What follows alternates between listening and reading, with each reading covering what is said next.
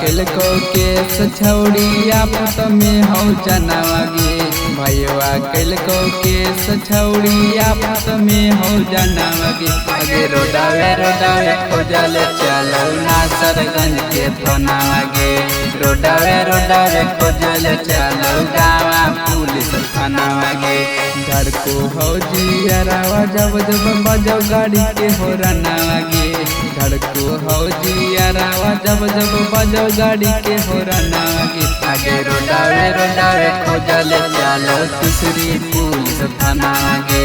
रोडावे खोजल चलो गावा पुलिस थानावागे एगे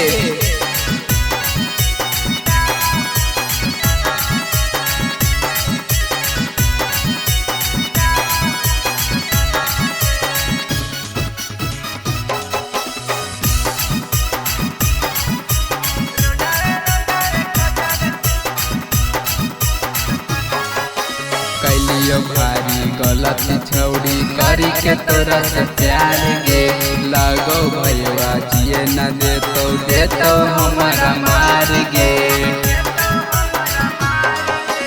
कैलियो भारी गलती छौड़ी करी के तोरा से प्यार गे लगो भैया जिए न देतो हमारा मार गे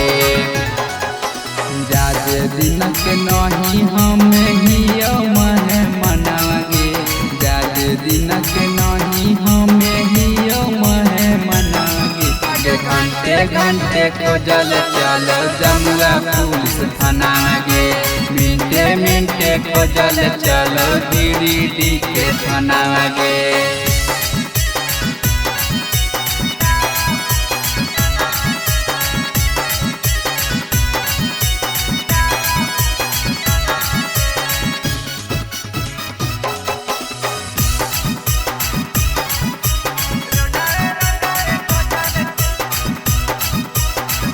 रतियों में नहीं चैन मिलो हिया परेशान गे महेशवा दीपक मिल के ले चाहो जान गे एगे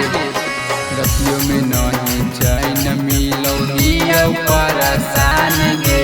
महेशवा दीपक मिल के ले चाहो जान गे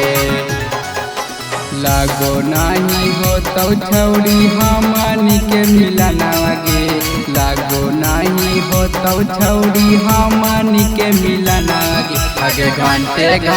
खोजल चल कोडरमा पुलिस थानावागे मिनटे खोजल चलो गिरिडीह के थानावागे।